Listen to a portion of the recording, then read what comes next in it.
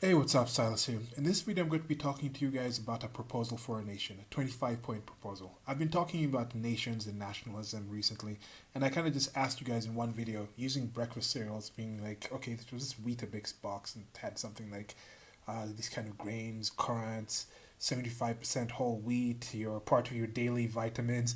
So it was kind of just like, what's a small, short thing that could say this is kind of what makes up a nation in general. Now, when you're talking about specific nations, they normally start from somewhere. Some have constitutions, some have declarations of independence, some start from manifestos, some start from all these things. But eventually, it comes to a point when a group of people come together, they sit down, they write down some points, and they say, hey, this is what we want in a new nation. This is what this group of people now in this given land area are going to come together, this select group, and create this new thing that is separate from all these other things, these other nations, these other groupings out there, and what actually goes into that. So, a lot of the people out there would say, yes, I am of this nation, I am a citizen of this nation, but they don't really know first how the nation came to be, or the politicians they're voting for are proposing certain things about that nation. Are they actually going along with what it is? Oh, this one politician comes out, he's a fascist. Oh, this other politician comes out, oh, they're the socialist. Oh, something happens. Ah, that's blame it on capitalism. Oh, something else happens. Ah, that wouldn't have happened if it wasn't for communism. So all these kind of things, and people don't really understand what are the things. We just throw these names out, these words out, without actually talking about what the actual things are.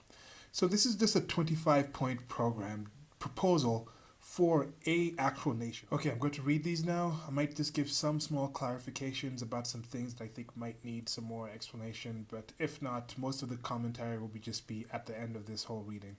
Okay, number one, we demand the unification of all people in the greater area on basis of the people's right to self-determination. Now, the greater area is just going to mean the nation's borders, the proposed state's borders, or whatnot. Number two, we demand equality of rights for the aforementioned people in respect to the other nations and abrogation of any treaties or laws that handicap us. Now, this is international agreements. Once they've selected this group of people and they say, okay, now we're going to establish this new nation or this new state, we don't want to be subject to these laws that are actually suppressing us or members of this group that are internationally agreed and whatnot. We just want none of those. Okay. Number three, we demand land and territory for the sustenance of our people and colonization of our surplus population. Now, colonization here doesn't mean you're just going to go and just kick people off their land and the kind of in the colonies back in the day. No, this is kind of just a situation where they just want locations to say, international agreement to say, okay, this land area is for these people. Like in the creation of Sudan recently, that kind of happened. Like with South Sudan. South Sudan, the borders were kind of apportioned. They were agreed internationally, and like, okay, now this is South Sudan. The South Sudanese people can move to these areas. And then you have different questions sometimes, like, okay, this border, maybe there were some people who consider themselves just regular Sudanese and they don't want to be part of South Sudan, but now they have to move across the border, move hundreds of miles away, and things like that. So things like this happen, but that's kind of how nations actually come to be. It doesn't have to be the whole colonization, violent type of way. Number four, only a member of the race can be a citizen. A member of the race can only be one who is of native blood, without consideration of creed, and consequently, anyone holding an allegiance to an external faith or people cannot be a member of the race. So this is kind of like more towards the ethno-nationalism, I'd say, where they're saying, okay, there is some actual genetic quotient for the people, this people in mind. So, but it's just saying, hey, we're proud of who we are. We're going to hold some value in our actual race, in our actual being, in our actual background, our actual cultural background, and all these things that are tied in together to the race. So they're going to say they're going to hold those above other things where this might actually go as far to like, I don't know if it would go into birthright citizenship because now it's saying members of the race. So even if you're in that location but you're not in the race, but let's just keep going. So it's just more talking about the genetic aspect actually making up part of that nation, part of that state. Number five, whoever has no citizenship is able to live in this nation only as a guest and must be under the authority or legislation for foreigners. Now, this is something that has come up recently in the United States of America with President Donald J. Trump talking about doing executive order to alter birthright citizenship, and there's this thing in the 14th Amendment talking about the people who are subject to the jurisdiction of the United States of America. Now, I have traveled to the United States of America as a visitor and as a child of diplomats, and there's different kind of jurisdictions. As a visitor, if I commit any crime in the United States of America as a legal immigrant, a legal temporary migrant, I am subject to pretty much all the laws there. Now, as a diplomat, you go there and then you're still under subject to your government. If you commit a crime first, the United States government has to check with your government first and say, can we try this person? Some governments are like, no, we're going to actually have that person brought here. And it happens also due to the power levels of different countries. Like, oh, it's my power level. I'm power 10. So with the United States of America, even if you go to another country just as a traveler, as a tourist, normally if you commit a crime there because that government normally wants to stay in the good graces of the United States of America, chances are they'll pass by the embassy first, or the different treaty rules and laws and things like that. You don't necessarily have to be a diplomat to have that kind of protection. But there was also this really interesting Simpsons episode where they went to Australia, and you can kind of see that kind of effect where they were just in Australia as regular tourists, and then they were like escaped. They did something. I think he kicked somebody, or no, Bart committed a crime. I think he was mooning people, and then he had to like get kicked by one of some politician there, some official there as punishment, and he didn't want to do it, so he ran all the way to they escaped to the to the American embassy, because embassies in all these countries are actually considered to be sovereign land, where like the laws of the country in there don't apply. Another more recent thing that you can think of is the situation with what's his name? I'm forgetting the guy's name. The guy from WikiLeaks, Julian Assange, being in the Ecuadorian embassy because you can't really just take him out of there. So there's these kind of things that are there. And I am talking a lot more instead of actually going with the list. Okay, number 6. The right to determine matters concerning administration and law belongs only to the citizen. Therefore, we demand that every public office of any sort whatsoever, whether in the greater area, the country, or municipality, be filled only by citizens. We combat the corrupting parliamentary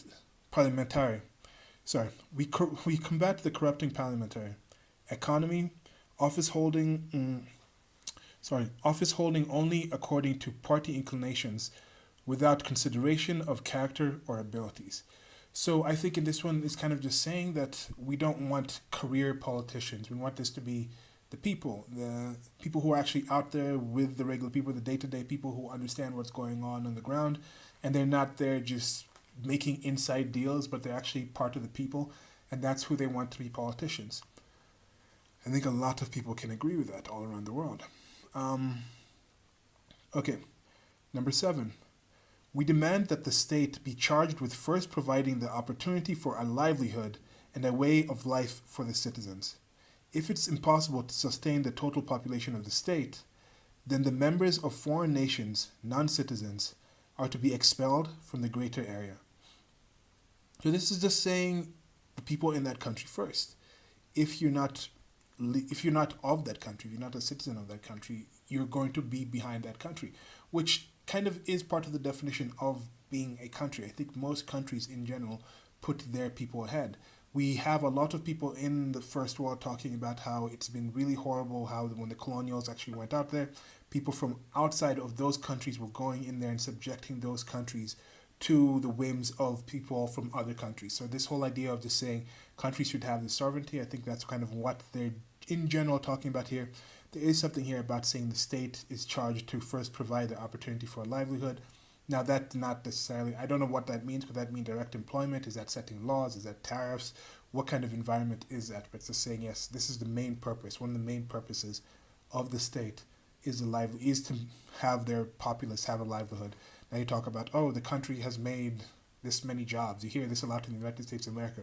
President Obama created this many jobs. Donald Trump's like, yeah, I've created this many jobs. I don't really do a Donald Trump. I do impressions. I don't know. Anyway. So, on to this. Number 8. Any further immigration of non-citizens is to be prevented. We demand that all non-members of the people who have immigrated to the nation since this specific date that coincided with the beginning of the aforementioned handicapping treaties be forced immediately to leave the greater area. So this is just saying there's certain laws that have come in, that have affected the country, that kind of played a part in this country coming together, different situations, and anybody who's come in has come in since that specific time isn't considered to be okay. Let's move you guys out first. Let's deal with the people who are here, and then once we stabilize this situation, let's kind of rethink bringing people back in and things like that. Number 9, all citizens must have equal rights and obligations. I think this one is rather straightforward. Number 10, the first obligation of every citizen must be to productively work mentally or physically. The activity of individuals is not to counteract the interests of universality, but must have its results within the framework of the whole for the benefit of all. Consequently, we demand, now they're going to go into some points. I think this is just talking about now what the citizen of this country. First, they said the state is supposed to help provide for the citizen's livelihood. Now that livelihood is actually being discussed. Now this is kind of what the citizens feel, at least the people who are proposing this new nation feel. These are the things that the citizens will require in order to be, as they said here, productively working and both mentally and physically. So here we go. So consequently, we demand, number 11, abolition of unearned work and labor incomes. Breaking of debt, interest, slavery. So just debt slavery should go away. People shouldn't be able to be thrown in jail for debts. I think that's an excellent idea, an excellent proposal.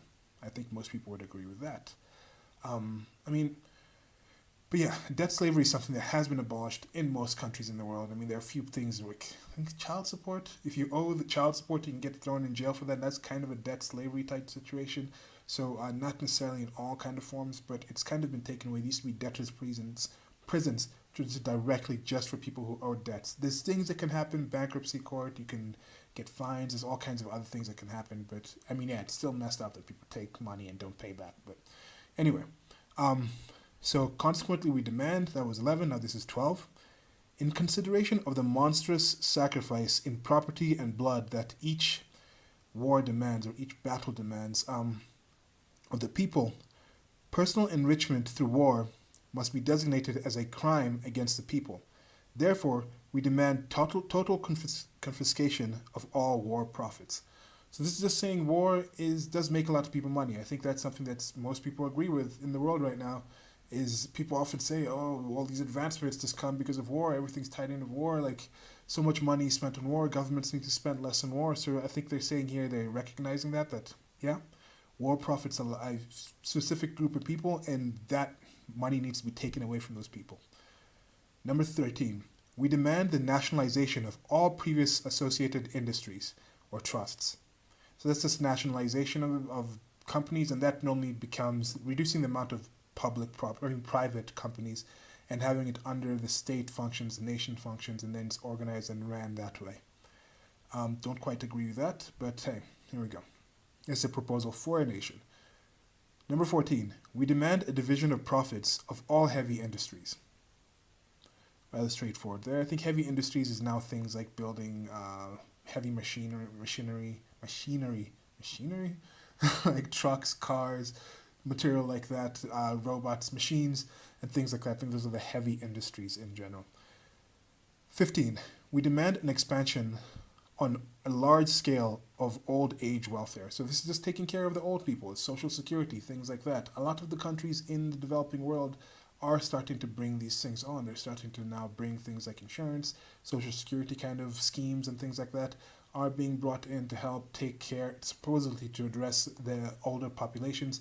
Yet in these countries, you still have a lot of younger populations. I think here in Kenya right now, and I want to say about 60% of the population is 30 and below, is in their 30s and below. So it's a rather young population, whereas you have some countries like Japan where I think it's like 60% is 30 and above. So that's like completely skewed. So there's these kind of different things you're looking at, and some of these countries you can kind of be like, okay, that country is probably what this country is going to look like somewhat governmentally wise, state-wise in the future. So there's just different time capsules when you look around the world. It's pretty interesting if you actually take the time to look at that and see things in that way. Okay, number 16, still demanding things. We demand the creation of a healthy middle class and its conservation, immediate communalization of the great warehouses and their being leased at. Sorry. We demand the creation of a healthy middle class and its conservation, immediate communalization of the great warehouses, and their being leased at low costs to small firms. The utmost consideration of all small firms in contracts with the state, county, or municipality. Now, I think here they're just talking about the great warehouses, just the storehouses, all these resources stored in whichever place. A warehouse doesn't necessarily have to be like the Costco, like Price Club type things. It's not like, oh, all Price Club. Well, it kind of is that kind of thing. It's kind of like a company like Price Club in the United States of America that's able to warehouse all these things and buy these things in bulk and then also sell them in relative bulk compared to the ma pa shops and things like that. Now, all those Costco warehouse type things, those prices will have to be communalized and be accessible to all the MAPA shops. So now this way, those MAPA shops might be able to be competitive in price or for other things. So that's just an example in the grocery kind of industry. Now that could be applied to pretty much everything else. Every kind of thing that warehouses and stores, the actual resources and products, resources and I don't want to say widgets. There's an actual term here. I'm forgetting it. I'm currently listening to the audiobook of Man, Economy, and State, and I'm forgetting the actual term that they're using here. But the different things that come together in order to create products, those things, whenever they're warehoused, they're stored together in one place and before they're put together and actually have somebody actually create the actual project, manufacture the product, and then take it out to the consumer and things like that. So that kind of situation. Number 17. And also, yeah, of course, in 16, we're also talking about the middle class, which most people seem to agree that the middle class is the strength of the nation. The strength of every nation is a good and healthy middle class. Number 17. We demand a land reform suitable to our needs. Provision of a law for the free expropriation. Sorry. We demand a land reform suitable to our needs. Provision of a law for the free expropriation of land for the purposes of public utility. Abolition of taxes on land and prevention of all speculation in land. Now, speculation in land, I think that's when somebody stores the land and is like, oh, we're going to buy all this land and then we're not actually going to use it for actual direct needs, but we're actually going to hold it in order to sell it in the future to other people for a higher price to get profit off that. I think that's what speculation is. I could be wrong. But this whole situation is just saying we want the ability for everybody to own land. Let's make it easier for people to own land, which I think is what they're getting at with this. And they're suggesting that that happens with land reform suitable to our needs, provision of the law for free expropriation of land. So that's getting access for people to actually get land for the public utility. I think with the free expropriation of land for public utility, this may be kind of going into that whole, what's the thing? I think there was that thing that eminent domain, where the state can say, oh, we need this to build a road. Oh, we need this to build a dam. Oh, we need to build this. And then the people, again, this is the people are going to be staffing the government. It's not going to be special interests. So if the people decide they need your land in order to build a road, the people's government should be able to actually come in and just take that land from you. I don't know if they're talking about any remuneration or payment going back to you, but I'm guessing that might be included. I don't know, but you're going to benefit from that road anyway, so maybe you don't necessarily need to pay. Okay, number 18. We demand struggle without consideration against those whose activity is injurious to the general interest. Common national criminals, usurers, profiteers, and so forth are to be punished with death, without consideration of confession or race. Now, this is getting into a situation now, how would they define usurers or criminals, profiteers? I think pretty much everyone does things for profit. So already for this, I'm like, what do you mean profiteers?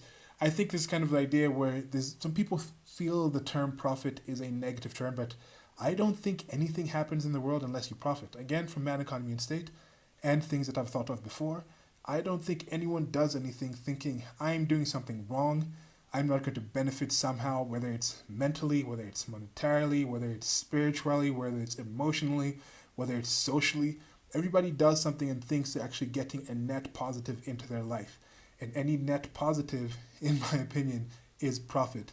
Now, there may be certain things where you take losses or you save money or you go actually into some kind of loss, some kind of negative, but people do that in order to get to another positive. Like somebody might invite me for a night out, say, hey, let's go hang out, have some drinks and just talk. that is in general a positive kind of happy kind of environment. But I might think, no, let me hold back with that and lose this joy I might have for going out with somebody and hanging out in order to stay here and study something or work on something myself or record a video that hopefully that will actually advance my happiness and profit in the future. So you can have different time preferences and things like that, but I don't think anyone actually does something bad and it's like my end to this, my final goal of this is to actually harm myself. Yeah, moving on.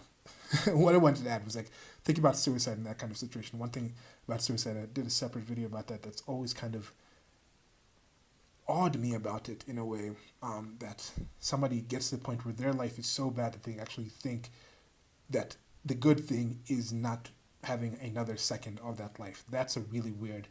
It's hard for me to even imagine being in that situation. But anyway, here we go. Number 19. We demand substitution of a native common law in place of the Roman law serving a materialistic world order. So this is just a situation where they're saying Roman laws are, there's the laws of Hammurabi, there's Roman laws. So this is kind of just a general thing where it's just kind of the laws that are based off of the Roman civilization. And a lot of people in the West, even the colonies of the West, all these countries are based on a form of Greco-Roman culture. And those laws kind of came from the Roman laws in that sense. So now they're kind of saying, we have our own native laws of our own people here that are closer to how our ancestors were living.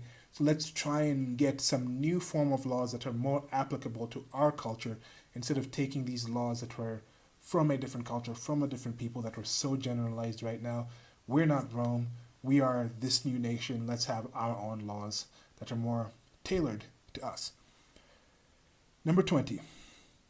The state is to be responsible for a fundamental reconstruction of our whole national education program, to enable every capable and industrious citizen to obtain higher education, and subsequently, introduction into leading positions. The plans of instruction of all educational institutions are to conform with the experiences of practical life. The comprehension of the concept of the state must be striven by the school as early as the beginning of understanding. We demand the education at the expense of the state of outstanding intellectually gifted children, of poor parents, without consideration of position or profession. So now this is a situation where they're saying, okay, every child should have access to education, but they're also specifically pointing out that every child is not made the same. Neither is every family the same. So just because it's a wealthy, well-to-do family or more well-to-do middle class or upper middle class, whatever kind of situation the family is in, their kid shouldn't be able to just get higher ranking, but over a kid who's from the poorest of the poor in that country, but doesn't have the financial backing, doesn't have a family, stable family, or things like that. That kid should be seen as more valuable to the entire state as they're one of the people, they're one of the citizens, and the state themselves, the people themselves, should take much interest in ensuring that this child is actually found from the youngest age possible and taught exactly what the state is. So this is completely free public education, or not free, but let's just say state-provided mass education, as I like calling it. It's like mass transit system when they talk about the buses in cities. So I don't understand why they say like free public. I mean, I understand why they say free public education because they like using the term free and don't really explain like the taxation that pays for it. It's a lot easier to say free in that sense, but it's actually just mass education. But they're talking about here, they want the kids to be taught about the state. That's one of the most important things. Now they haven't said literacy, or but I guess in order you don't have to be literate to understand what the state is. But they're saying the one thing they have pointed out is the state. So this is the importance of the nation. Putting the importance of the state is one of the things they're pointing out. From the earliest point of understanding, they should be able to understand what the state is and start being a ward of the state. So yeah. 21. The state is to care for the elevating national health by protecting the mother and child, by outlawing child labor, by the encouragement of physical fitness, by means of legal establishment of a gymnastic and sport obligation, by the utmost support of all organizations concerned with the physical instruction of the young.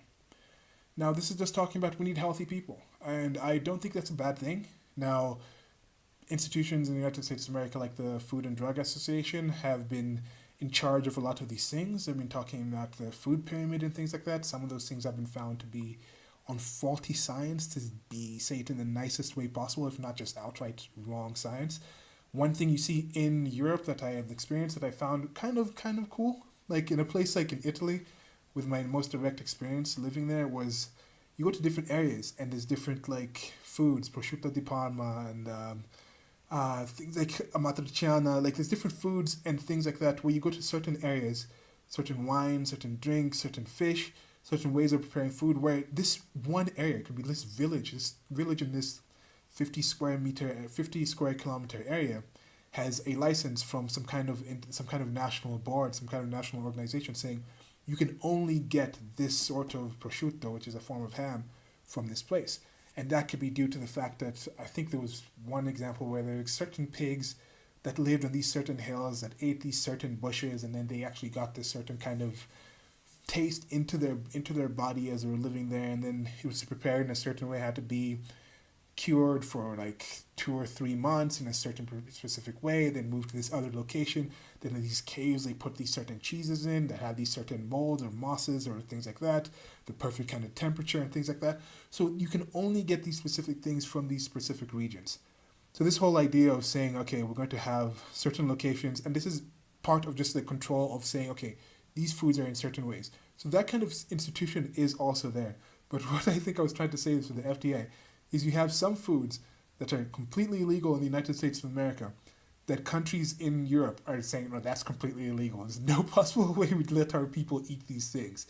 Yet there's foods that you can't ship in from these locations. Like there's a story of one of my friends.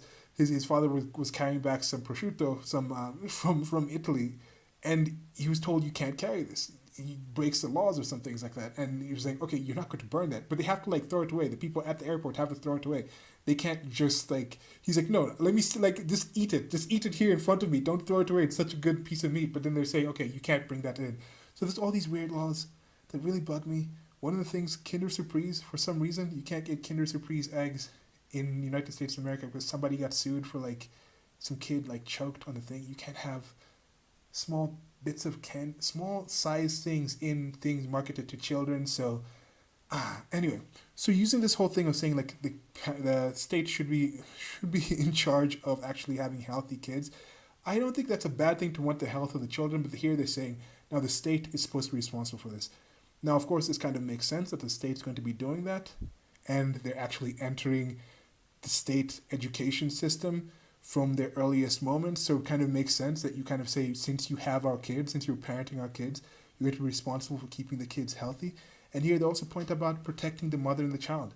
Nothing about the men here, but yeah, this is again, so this is not anti-woman. This is focusing on women and saying women are important, children and women and children first. Outlawing child labor, I think most people support that. I'm not really against child labor, depending on it. It just like if kids want to work, how old is a child? These are like 18-year-olds children. Some people in the developed world right now live into their 30s. Some of the things I do might be childish. So like, what is a child anymore? But yeah, I think child we're talking about. I think here they're talking about people who are like in their preteens, early teens. So yeah, but anyway. So that was 21. Moving on to 22. How many of these have you agreed with so far, by the way? Okay, so 22. We demand abolition of the mercenary troops and formation of a national army. Now, this is the part that probably is going to address men that much.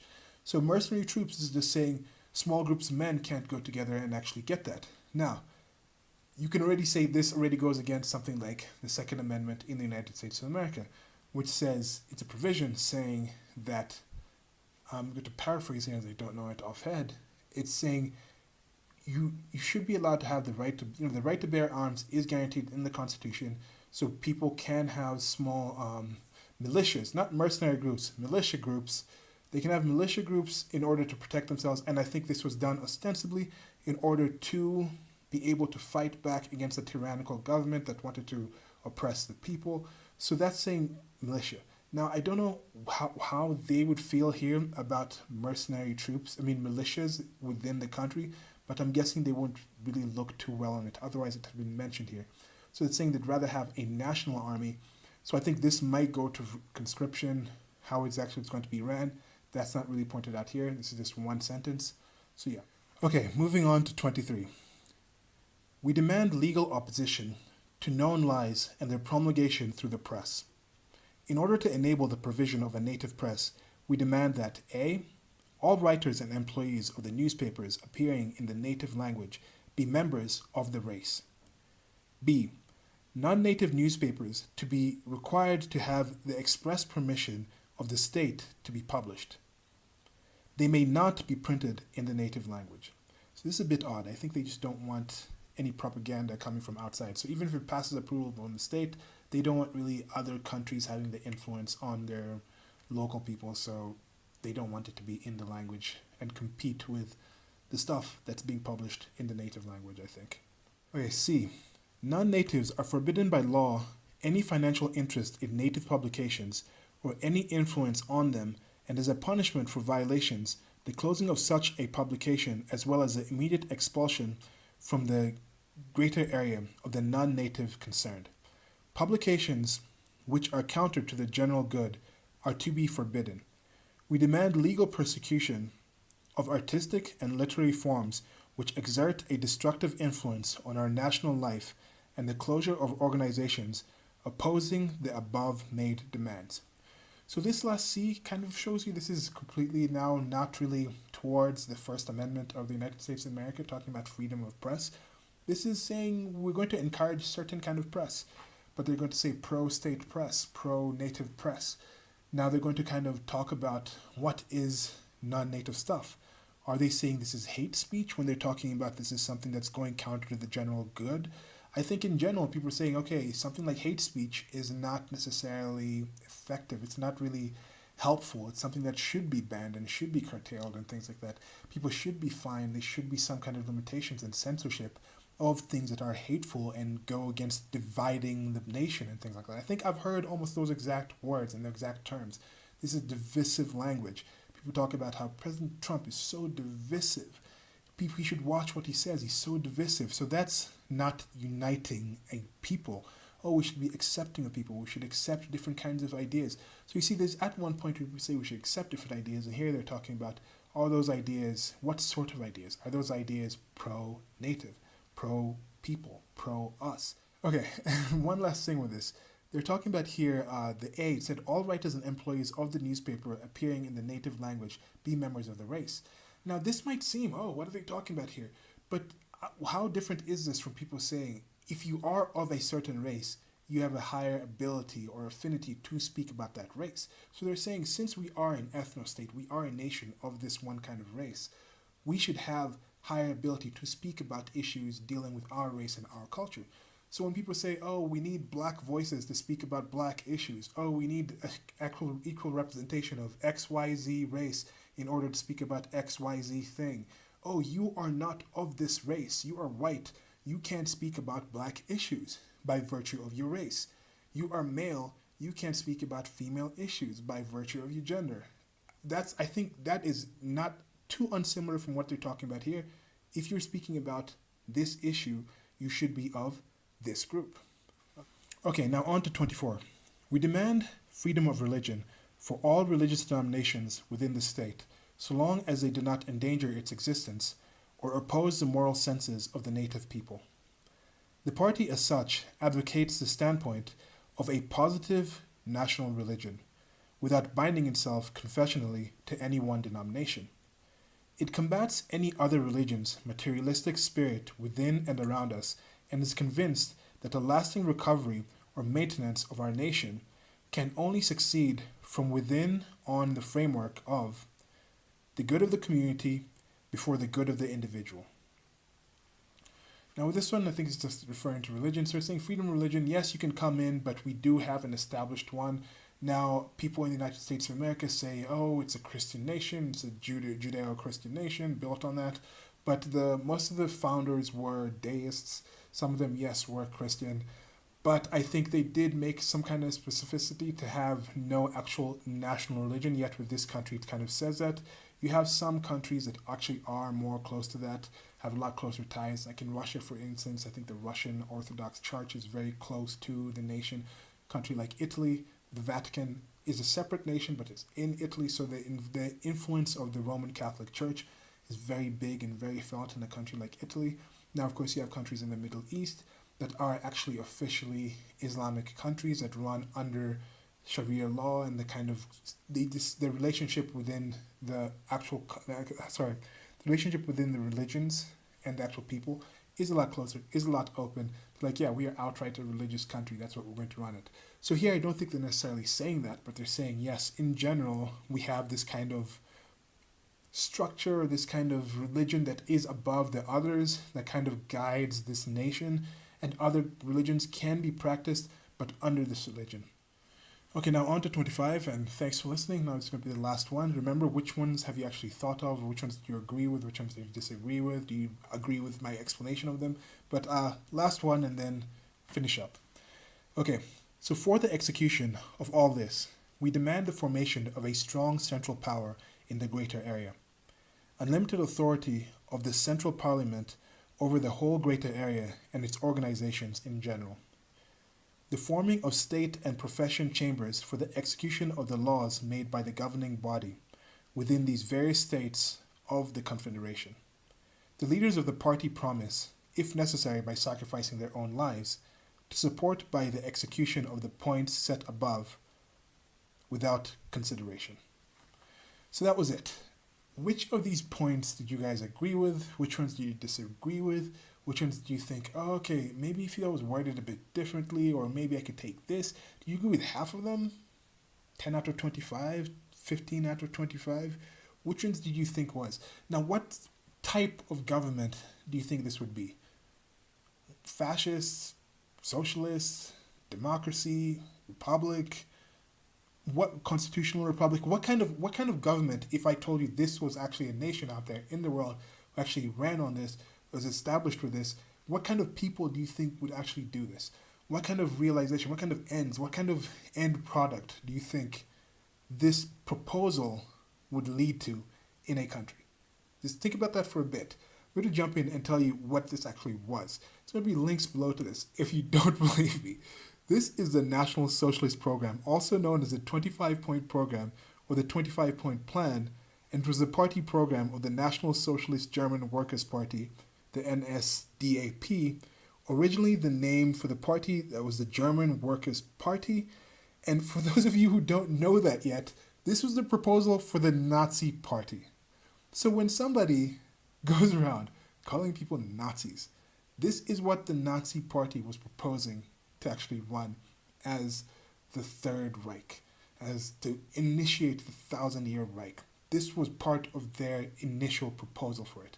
What of those things, what can you imagine these things turning into what was actually there? Now, when people talk about, as I said here, the National Socialist German Workers' Party, so which parts of these things are socialist? When people talk about, oh, Donald Trump is a fascist, when you have people who are avowed socialists, avowed communists, talking about how Donald Trump is the fascist, like, okay, first of all, fascism and socialism are actually both on the left politically when you really think about these things. This whole idea that's like right-wing, I don't really agree with that. And I'll have a separate video talking about that nonsense. But these are the Nazis. So if you agreed with any of these points, does that make you a Nazi?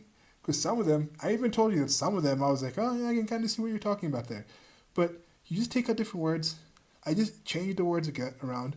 Still talking about Reich, I was talking about the greater area, things like that. There's one part here where they were talking about the religion thing, which was something really, really interesting. I want to read you guys the religion one, number 24, without changing around the actual terms and actually use the terms that are actually there. Okay, so here we go. We demand freedom of religion for all religious denominations within the state, so long as they do not endanger its existence or oppose the moral senses of the Germanic race. The party as such advocates the standpoint of a positive Christianity, without binding itself confessionally to any one denomination.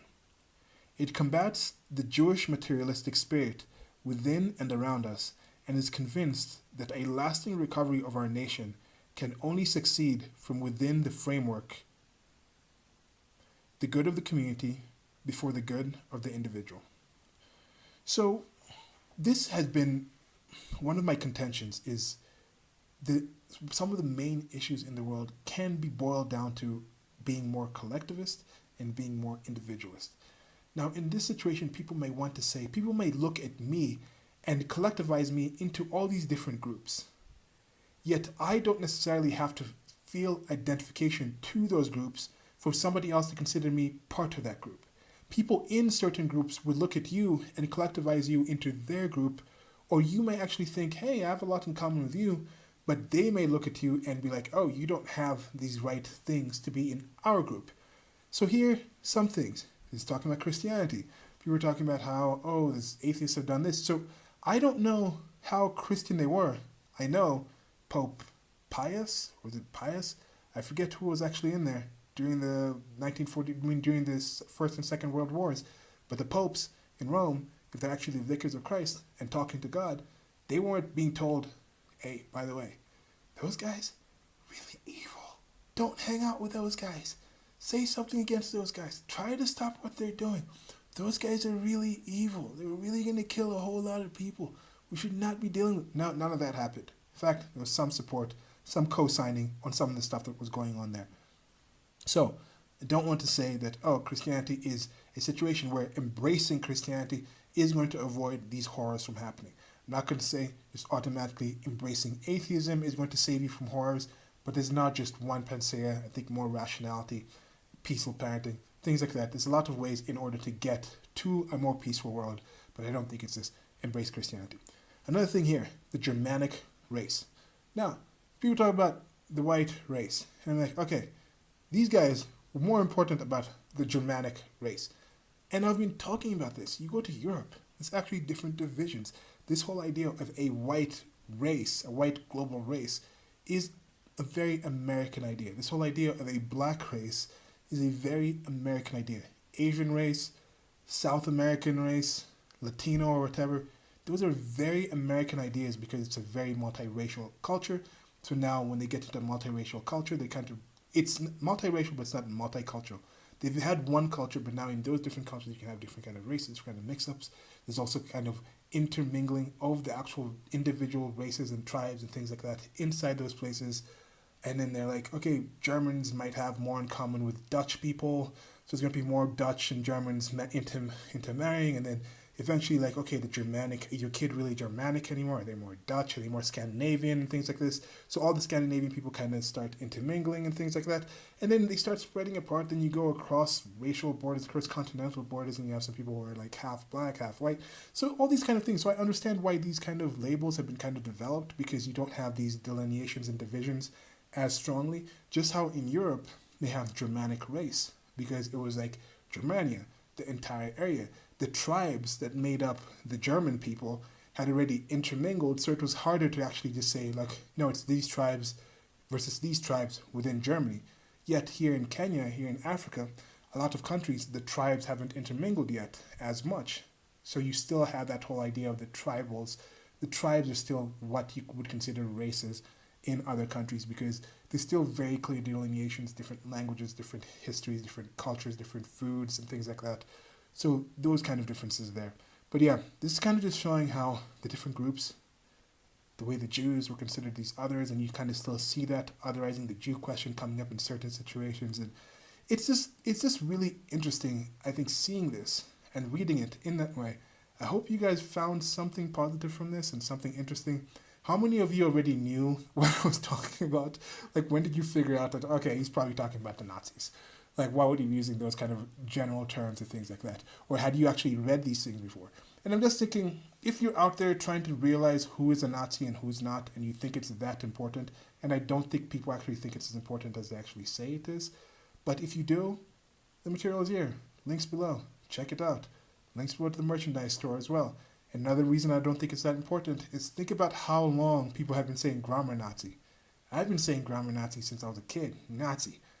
So, if you're just using grammar Nazi for somebody just saying a word wrong, that already shows how much we made light of that term before it was being used as a political weapon. But yeah, the material is there for you guys to know before you call people fascists, socialists, all these kind of things. know what you're talking about. You don't have to. Makes it better if you do. Goodbye. So a key thing I want to talk about here that I mentioned before was a peaceful parenting thing, and I'll talk about this later in my review of the Rise and Fall of the Third Reich that I read. And also, just in general, just think about the experiences kids have.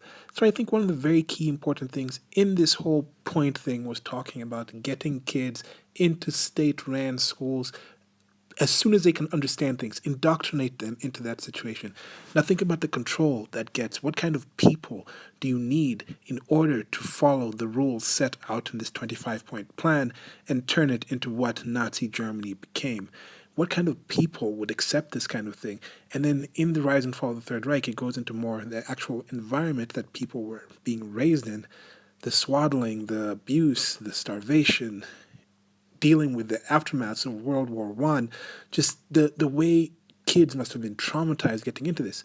Now, this isn't saying, oh, I understand why they did it. It's not saying they should have done what they did. It's not making an excuse for them, but it's just trying to understand and empathize where these people were coming from. How broken were these people in order for them to go out and break so many people? Anyway, raising kids, most important thing I think anyone can do in this world. One of the most important things. Be careful about it. Peaceful parenting. Thanks for listening. Goodbye.